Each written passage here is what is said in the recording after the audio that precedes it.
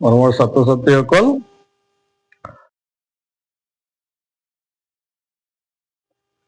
এতিয়া চাওঁ আমি উত্তল লেন্সত প্ৰতিবিম্ব গঠন।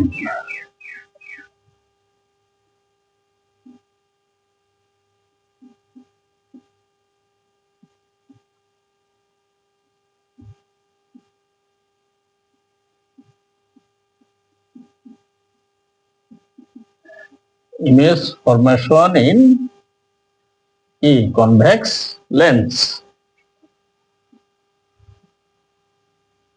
Image formation by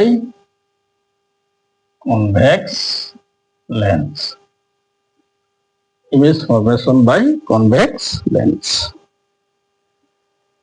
আমি কনভেক্স মিৰৰত পাইছিলো, এতিয়া কনভেক্স লেন্সত আমি কি পাম, প্ৰতিবিম্ববিলাক কেনেকৈ গঠিত হয় আমি চাওচোন।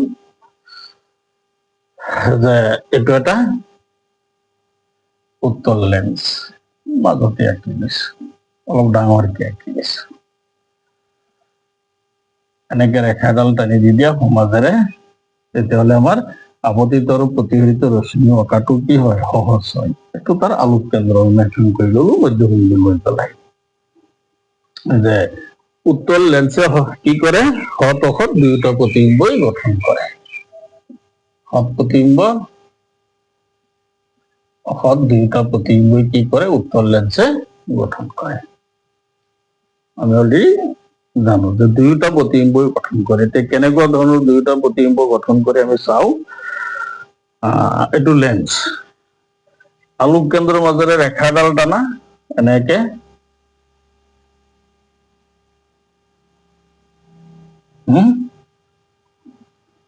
এইটো তাৰ ধৰিলো F1, এইটো টুৱাইচ F1, হয়নে? এইটো যেনিবা F2, এইটো টুৱাইচ F2 আমি ধৰি লৈছো। কাৰণ দুয়োটা চাইডতে কি তাৰ ফোকাছ বিন্দু আছে, ভাঁজ কেন্দ্ৰ আছে, হয়নে? আমি দুয়োটা চাইডতে ধৰি লৈছো। এতিয়া ধৰি লোৱা সমান্তৰাল ৰশ্মিটো আমি দেখুৱাইছো, বস্তু আমি এটা নিৰ্দিষ্ট দূৰত্বত ৰাখো। উত্তল লেন্সৰ ক্ষেত্ৰত অসমীয়াত থাকিলে আমি সূৰ্যৰ পৰা যিটো দেখুৱাইছিলো সেইটো প্ৰতিবিম্বটো ক'ত পোৱা যায়, ফোকাছত, হয়নে? এতিয়া বস্তু যদি আমি অসমীয়াত নাৰাখি টুৱাইচ F1ৰ পৰা আঁতৰত ৰাখো, টুৱাইচ F1ৰ পৰা আঁতৰত ৰাখো, এইটো টুৱাইচ F1 আমি ইয়াত ৰাখি দি দিলো। ধৰি লোৱা বস্তু এটা আমি ইয়াত ৰাখিলো। এতিয়া আমাৰ প্ৰতিবিম্ব অঁকাৰ আগতে আমি এটা বস্তু জানি লওঁ, আমি দাপোণত প্ৰতিবিম্বসমূহ আঁকিবলৈ যাওঁতে তিনিটা নিয়ম মানি চলিছো। তিনিটা নিয়ম কি কি আছিল? প্ৰথম নিয়মটো আছিল মুখ্য অক্ষৰ সমান্তৰালভাৱে অহা ৰশ্মিসমূহ প্ৰতিফলনৰ পিছত ফোকাছ বিন্দুৰ মাজেৰে পাৰ হৈ যায়। কিন্তু ইয়াত মুখ্য অক্ষৰ সমান্তৰালভাৱে অহা ৰশ্মিসমূহ প্ৰতিসৰণৰ পিছত ফোকাছ বিন্দুৰ মাজেৰে পাৰ হৈ যায়। প্ৰতিসৰণ শব্দটো দিব লাগিব। আৰু এটা কি আছিল যে ফোকাছ বিন্দুৰ মাজেৰে যোৱা ৰশ্মিসমূহ মুখ্য অক্ষৰ সমান্তৰালভাৱে পাৰ হৈ যায়, হয়নে? ফোকাছ বিন্দুৰ মাজেৰে যোৱা ৰশ্মিসমূহ মুখ্য অক্ষৰ সমান্তৰালভাৱে পাৰ হৈ যায়, প্ৰতিফলিত হয়। ঠিক একেদৰে প্ৰতিসৰণৰ ক্ষেত্ৰতো প্ৰতিফলিত হয়। আৰু তৃতীয়টো কি আছিল যে প্ৰতিফলনৰ ক্ষেত্ৰত যে ভাঁজ কেন্দ্ৰৰ মাজেৰে যোৱা ৰশ্মিসমূহ একেবাৰে ঘূৰি আহে। ইয়াত কিন্তু প্ৰতিসৰণৰ ক্ষেত্ৰত কি হ'ব, ভাঁজ কেন্দ্ৰ নহয়, আলোক কেন্দ্ৰ, আলোক কেন্দ্ৰৰ মাজেৰে যোৱা ৰশ্মিসমূহ বিচ্যুতি নঘটাকৈ গুচি যায়, একেটা বাটেৰে গুচি যায়। এতিয়া চাওচোন আমি, এইটো মুখ্য অক্ষৰ সমান্তৰালভাৱে গৈ পেলাই ৰশ্মিটো লেন্সত আপতিত হৈছে। প্ৰতিসৰণৰ পিছত কি হ'ব, ফোকাছ বিন্দুৰ মাজেৰে পাৰ হৈ যাব, বুজিলে? আৰু এটা ৰশ্মি আলোক কেন্দ্ৰৰ মাজেৰে গৈ পেলাই কি হ'ব, দিশ সলনি নকৰাকৈ গুচি যাব, বুজিছে নে? আৰু এটা ৰশ্মি ফোকাছৰ মাজেৰে গৈ পেলাই লেন্সত পৰিব, বুজিছে নে? গতিকে ই কি কৰিব, মুখ্য অক্ষৰ সমান্তৰালভাৱে এনেকে গুচি যাব। বেকা বেকি হৈছে, স্কেল ধৰি টানি দিলে চিধা হৈ যাব, হয়নে? এতিয়া ক'ত কটাকটি কৰিছে?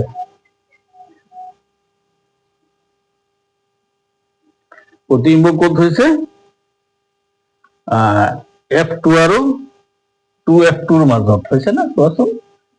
F2 আৰু 2F2 মাজত প্ৰতিবিম্ব সৃষ্টি হৈছে, হ'ল নে?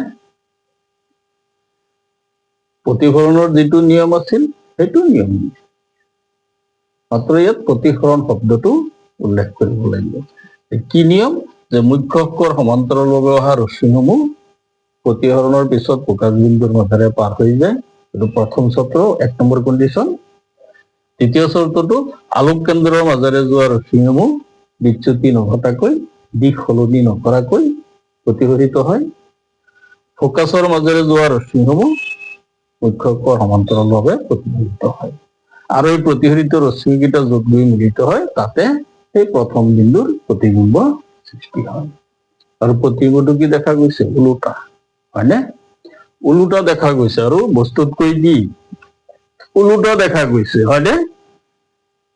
আৰু বস্তুতকৈ কি এইটোতকৈ সামান্য সৰু দেখা গৈছে।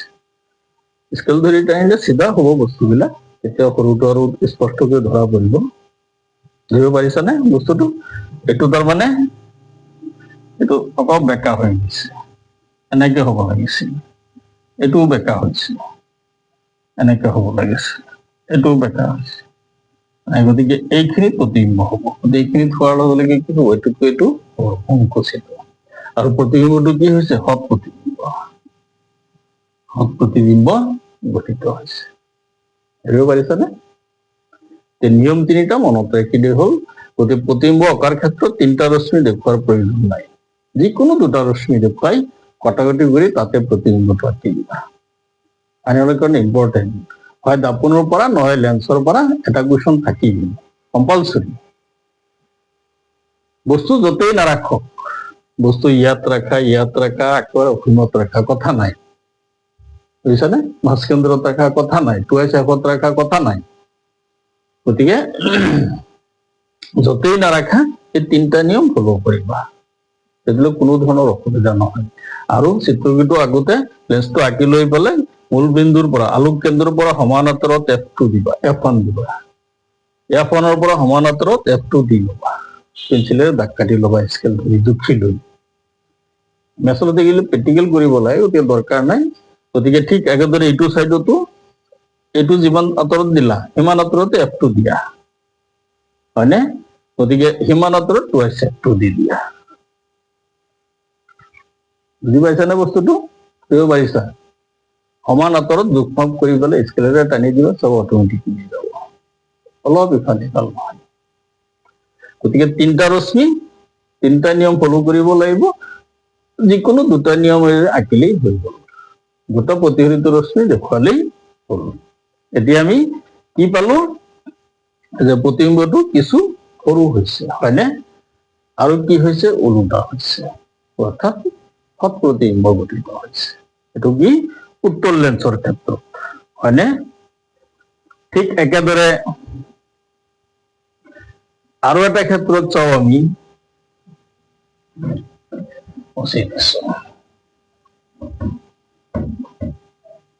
এইটো সৎ প্ৰতিবিম্ব পালো, হয়নে? এতিয়া যদি এইটো লেন্স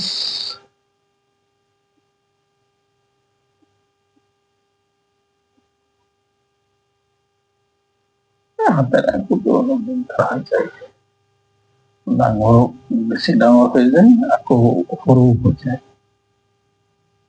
এইটো আঁকি দিছো, এইটো তাৰ আলোক কেন্দ্ৰ, এনেকে ৰেখা টানি দি দিলা, মাজত এটা ৰেখা টানি দি দিলে ভাল। এইটো হ'ল তাৰ আলোক কেন্দ্ৰ, আলোক কেন্দ্ৰৰ মাজেৰে কি কৰা? ৰশ্মি টানি দি দিয়া, ৰেখা টানি দি দিয়া, হ'ল নে? এইটো যেনিবা F2, এইটো যেনিবা টুৱাইছ F2, এইটো F1, এইটো টুৱাইছ F1। এতিয়া আমি চাওঁ বস্তু আমি ক'ত ৰাখিম? O আৰু F ৰ মাজত যদি ৰাখো তেতিয়া কি হ'ব? এইটো ও আৰু এফ, অৰ্থাৎ আলোক কেন্দ্ৰ আৰু ফোকাছৰ মাজত আমি যদি বস্তু ৰাখো, ধৰি লও আমি ইয়াত বস্তু এটা ৰাখিলো, এনেকে ৰাখিলো, পাইছানে? এখনটো আৰু কমি কিনে দিলো ইয়াত, হলনে? তোমালোকে আগতে ওৰ পৰা এখন যিমান আঁতৰত দিবা, এখনৰ পৰা সিমান আঁতৰত কি দিবা? 2s এখন দিবা। এনেকে দি ল'বা। আমি বস্তু কি ৰাখিলো? আলোক কেন্দ্ৰ আৰু এফৰ মাজত, ভাজ কেন্দ্ৰ ফোকাছ বিন্দুৰ মাজত। কি হব? নিয়মটো মনত পেলোৱা, এটা ৰশ্মি সমান্তৰালভাৱে গৈ পেলাই লেন্সত পৰিব, পৰিবনে? পৰাৰ পিছত ই কি কৰিব? ফোকাছৰ মাজেৰে এনেকে পাৰ হৈ যাব, গলনে? আৰু এটা ৰশ্মি কি হব? ফোকাছৰ মাজেৰে গৈ পেলাই লেন্সত পৰিব, এনেকে যাব ফোকাছৰ মাজেৰে, এনেকে চোৱা, এইটো এনেকে বঢ়াই দি দিলে কি ফোকাছৰ পৰা গৈছে নে নাই? বুজি পাইছে না বস্তুটো? এটা ৰশ্মি সমান্তৰাল গ'ল মুখ্য অক্ষৰ, ফোকাছৰ মাজেৰে প্ৰতিফলিত হল, আৰু এটা ৰশ্মি ফোকাছৰ মাজেৰে আপতিত হব, হৈছে নে? ফোকাছৰ মাজেৰে গৈ পেলাই, এইটো ফোকাছৰ পৰা গৈছে, আমি এইখিনি দেখুৱাইছো, গোটেইখিনি দেখুৱাৰ প্ৰয়োজন নাই, বুজিবলৈ দেখুৱাইছো, হলনে? ফোকাছৰ মাজেৰে গৈছে, গৈ পেলাই কি হব? ফোকাছৰ মাজেৰে যোৱাটো কোনপিনে যাব? ফোকাছৰ মাজেৰে যোৱাটো মুখ্য অক্ষৰ সমান্তৰাল ভাৱে কি হব? মুখ্য অক্ষৰ সমান্তৰাল ভাৱে গৈ পেলাই প্ৰতিফলিত হব, এনেকে প্ৰতিফলিত হব। গতিকে প্ৰতিফলিত ৰশ্মি এইটো এটা, এইটো এটা। আমি ক'ত ৰাখিলো বস্তু? এফ আৰু আলোক কেন্দ্ৰৰ মাজত, হয়নে? এফ আৰু আলোক কেন্দ্ৰৰ মাজত ৰখাৰ লগে লগে এই দুয়োটা কি? প্ৰতিফলিত ৰশ্মি, হয়নে? গতিকে এই প্ৰতিফলিত ৰশ্মি কেইটা এতিয়া এনেকে বঢ়াই দিয়া, হলনে? এইটো প্ৰতিফলিত ৰশ্মি, এইটো প্ৰতিফলিত ৰশ্মি এনেকে বঢ়াই দিয়া। লগ লাগিছে না? এটা বিন্দু লগ লাগিছে না নাই? গতিকে লগ লগাটো ক'ত লাগিছে? প্ৰতিফলিত ৰশ্মি, এইটো F1, এইটো F2, F2 টো অলপ আঁতৰত গুচি গৈছে, ৰবা, তাৰমানে প্ৰতিবিম্বটো হব লাগে 2s F1তকৈ আঁতৰত, কিন্তু ইয়াত কি মাজত হৈ গৈছে নহয়, গতিকে মাজত হলে নহয়, 2s F1তকৈ আঁতৰত, তাৰমানে এইখিনি জুখি জুখি আঁকি লব লাগিব। চোৱাচোন বস্তুটো, এইটো যেনিবা আমি F1 ধৰি ললো, জুখি ধৰা নাই যে, এইটো যেনিবা F1 ধৰিলো, হয়নে? এইটো 2s F1, হয়নে? গতিকে এইটো হল তাৰ ৰশ্মি, এইটো এনেকে আহিব, স্কেলেৰে ধৰি টানিলে হব। এতিয়া চোৱা, ইয়াত কটাকটি কৰিছে, ইয়াত কি হব? প্ৰতিবিম্ব গঠিত, বুজি পালা? প্ৰতিফলিত ৰশ্মি কেইটা আমি পিছফালে বঢ়াই দিয়াতে কটাকটি কৰিছে, ইপিনে বঢ়াই গৈ থাকিলে কাটিব জানো?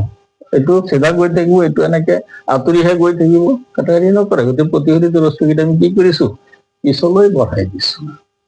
এনেই অসৎ প্ৰতিবিম্ব বিলাক সদায় মনত ৰাখিবা, প্ৰতিফলিত বা প্ৰতিফলিত ৰশ্মি আপাত কটাকটিৰ ফলতহে উৎপন্ন হয়, প্ৰকৃত কটাকটি নহয়, দেখা দেখি কটাকটি নহয়, আপাত কটাকটি। গতিকে এইটো বঢ়াই দিয়ক, আপাত কটাকটি হল ইয়াত, গতিকে ইয়াত প্ৰতিবিম্ব গঠিত হল। আৰু প্ৰতিবিম্বটো কি হল? অসৎ, থিয়, আৰু কি হল? বস্তুতকৈ যথেষ্ট ডাঙৰ, আকাৰত ডাঙৰ। আৰু ক'ত গঠিত হৈছে? 2s F1তকৈ আঁতৰত, 2s F1 আৰু অসীমৰ মাজত, ইফালে অসীম। বস্তুখিনি ক্লাছবিলাক চাওঁতে তোমালোকে খুব ভালদৰে মনোযোগ দিবা, কিতাপখন লৈ লোৱা, এবাৰ বুজি পালে পিছত তেনেই আহি থাকিব, তেনেই ইজি হৈ যাব। এবাৰ নালাগে, বাৰে বাৰে চাবা ক্লাছটো, যদি কৰবাত খোকোজা থাকে তেতিয়াহ'লে ক্লিয়াৰ হৈ যাব। গতিকে প্ৰতিবিম্ব কি হৈছে? অসৎ হৈছে, আৰু বস্তুতকৈ কি যথেষ্ট ডাঙৰ হৈছে। গতিকে আমি লেন্সৰ ক্ষেত্ৰত, অৱতল লেন্সৰ ক্ষেত্ৰত কি পাইছিলো? যে অৱতল লেন্সে মাত্ৰ এটা কণ্ডিশ্যনতে অসৎ প্ৰতিবিম্ব গঠন কৰে। বস্তু কি মেৰু আৰু অৱতল দাপনে মেৰু আৰু ফোকাছৰ মাজত যদি ৰখা হয় তেতিয়াহ'লে অৱতল দাপনে অসৎ প্ৰতিবিম্ব গঠন কৰে তাৰ পিছফালে। মনত আছেনে? কিন্তু উত্তল লেন্সে আলোক কেন্দ্ৰ আৰু ফোকাছৰ মাজত বস্তু ৰখাৰ লগে লগে অসৎ প্ৰতিবিম্ব গঠিত কৰে। ইয়াৰ আগফাল পিছফাল নাই, দুয়োটাই আগফাল দুয়োটাই পিছফাল। বস্তু ইপিনে ৰাখিছো ইপিনে আগফাল, বস্তু সিপিনে ৰাখা সেইটো আগফাল হৈ যাব। ধৰিব পাৰিছানে? কাৰণ এই দুয়োটা পৃষ্ঠে কি কৰিব পাৰে? পোহৰ ৰশ্মি প্ৰতিফলিত কৰিব পাৰে। গতিকে উত্তল লেন্সে আলোক কেন্দ্ৰ আৰু ফোকাছ বিন্দুৰ মাজত বস্তু ৰখাৰ লগে লগে অসৎ প্ৰতিবিম্ব গঠিত কৰে। আৰু যদি আৰু নহয় আৰু প্ৰতিবিম্ব কি হয়? যথেষ্ট ডাঙৰ আকাৰৰ হয়। বুজি পাইছেনে? প্ৰতিবিম্ব যথেষ্ট ডাঙৰ আকাৰৰ হয়। আৰু বস্তু যদি অসীমত ৰখা হয়, যেনেকুৱা সূৰ্যৰ পৰা আহিছে যিটো ৰশ্মি, বুজিছানে? সেই ৰশ্মি যদি অসীমত ৰখা হয় তেতিয়াহ'লে তাৰ যিটো প্ৰতিবিম্ব গঠিত হ'ব ফোকাছ বিন্দুত, সেইটো কি হ'ব? অসৎ প্ৰতিবিম্ব। দুটা কণ্ডিশ্যনতে কি উত্তল লেন্সে অসৎ প্ৰতিবিম্ব গঠন কৰে। বস্তু যদি অসীমত থাকে আৰু তেতিয়া প্ৰতিবিম্ব ফোকাছ বিন্দুত গঠিত হয় অসৎ প্ৰতিবিম্ব আৰু একেবাৰে ক্ষুদ্ৰ হয়। আৰু যদি বস্তু আলোক কেন্দ্ৰ আৰু ফোকাছ বিন্দুৰ মাজত ৰখা হয় তেতিয়া প্ৰতিবিম্ব অসৎ প্ৰতিবিম্ব গঠিত হয় আৰু প্ৰতিবিম্ব বস্তুতকৈ যথেষ্ট ডাঙৰ হয় আৰু প্ৰতিবিম্ব গঠিত হয় 2f1তকৈ আঁতৰত। এই দুটা কণ্ডিশ্যনত উত্তল লেন্সে অসৎ প্ৰতিবিম্ব গঠন কৰে। বাকী চব ক্ষেত্ৰতে কি সৎ প্ৰতিবিম্ব। আৰু সৎ প্ৰতিবিম্ব আঁকাৰ নিয়মটো হ'ল সেই তিনিটা চৰ্ত। এটা ৰশ্মি সমান্তৰাল ফোকাছৰ মাজেৰে যাব, এটা ফোকাছৰ মাজেৰে সমান্তৰালভাৱে গুচি যাব, আৰু এটা আলোক কেন্দ্ৰৰ মাজেৰে দিশ সলনি নকৰাকৈ গুচি যাব। এতিয়া আলোক কেন্দ্ৰৰ মাজেৰে যদি আমি ইয়াত আঁকি দিওঁ চোৱাচোন কি হয়। আলোক কেন্দ্ৰৰ মাজেৰে আঁকিলো, এইটো এতিয়া বঢ়াই দিয়া, এইটো প্ৰতিফলিত ৰশ্মি হয় নে? দিশ সলনি নকৰাই গুচি বঢ়াই দিয়াচোন, এই ইয়াতে গুণ দিব। হৈছেনে? গতিকে তিনিটা ৰশ্মি দেখুৱাৰ প্ৰয়োজন নাই, দুটা ৰশ্মি দেখুৱালেই হ'ল। আচ্ছা, এইটো হ'ল আমাৰ উত্তল লেন্সৰ ক্ষেত্ৰত, হয়নে? এতিয়া উত্তল লেন্সৰ ক্ষেত্ৰত যদি বস্তু আমি ক'ত ৰাখো আৰু এটা কণ্ডিশ্যনৰ ক্ষেত্ৰত চাওঁ।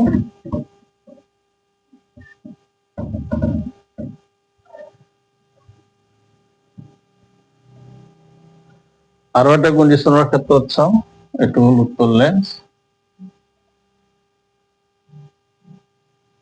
সৰুকে আঁকিছো, এনেকে টানি দিওঁ মুখ্য অক্ষ, হয়নে? মুখ্য অক্ষ আমি টানি দিলো।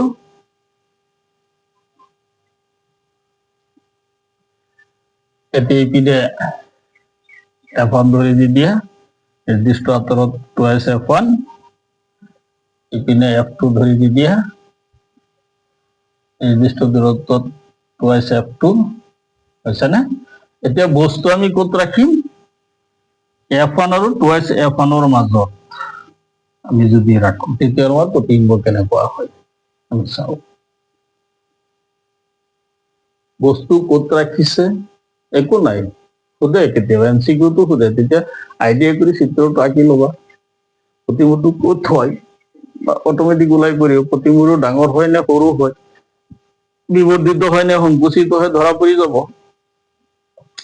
এতিয়া নিয়মটো কি আছিল? এটা ৰশ্মি সমান্তৰালভাৱে গৈ পেলাই ক'ত পৰিব? লেন্সত পৰিব। পৰিল নে? পৰাৰ পিছত কি হ'ব? ফোকাছৰ মাজেৰে পাৰ হৈ যাব। ফোকাছৰ মাজেৰে পাৰ হৈ গ'ল নে? আৰু এটা ৰশ্মি কেনেকে যাব?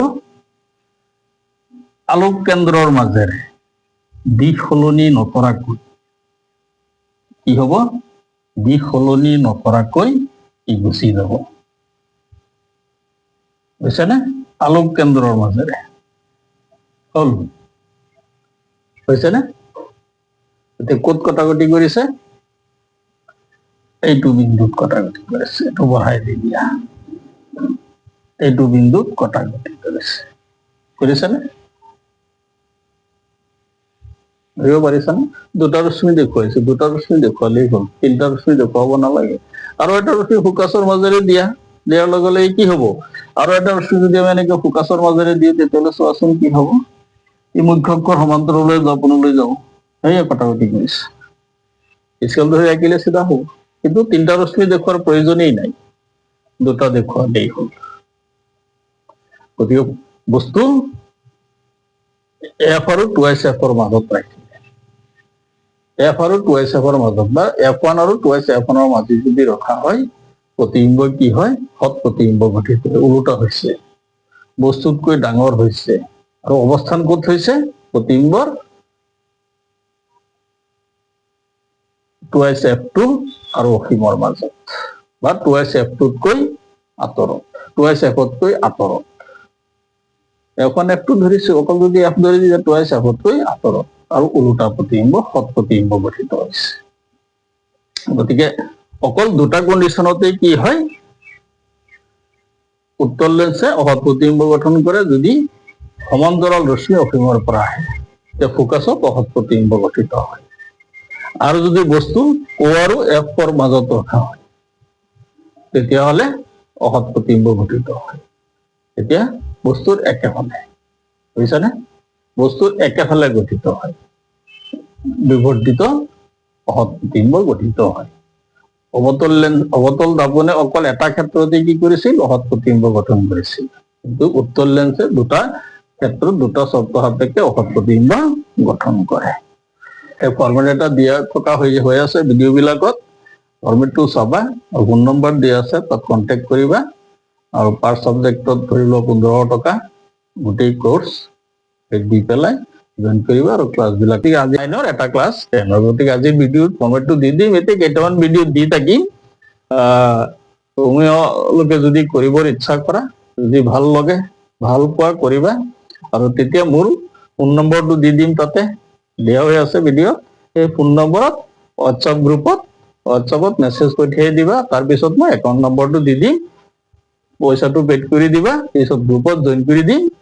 আৰু এটা নিৰ্দিষ্ট পৰ্যায়ত, ইলেকশ্যনৰ পিছত এটা নিৰ্দিষ্ট সময়ৰ পৰা ক্লাছখিনি পঢ়ি যাম। হোৱাটছআপ গ্ৰুপত এনেকে ক্লাছবিলাক পঢ়ি যাম, এতিয়া A to Z কৰি যাম। মেথছৰ কাৰণে 1500 পৰিব গোটেই কোৰ্চ। সায়েন্স কৰা সায়েন্সৰ কাৰণে 1500 টকা পৰিব। পইচা বৰ বেছি নহয়, 150 টকা মাহত হলেও 18 টকা পৰে। এনেই টিউচনত কিমান? 6-7 হাজাৰ টকা লাগি যায়। গতিকে ইয়াত কিমান দিছো? মাত্ৰ 1500 টকা। তাতে সামান্য পইচা, মাত্ৰ 2-এটা সৰঞ্জাম যোগাৰ কৰিবৰ কাৰণে দিছো। তোমালোকে যদি ভাল পোৱা তেতিয়াহ'লে কৰিবা। মোৰ হোৱাটছআপ নাম্বাৰ দিয়া আছে, গতিকে তাত তোমালোকে পঠিয়াই দি দিবা। হ'ব, থাকক আজিলৈ। Thank U.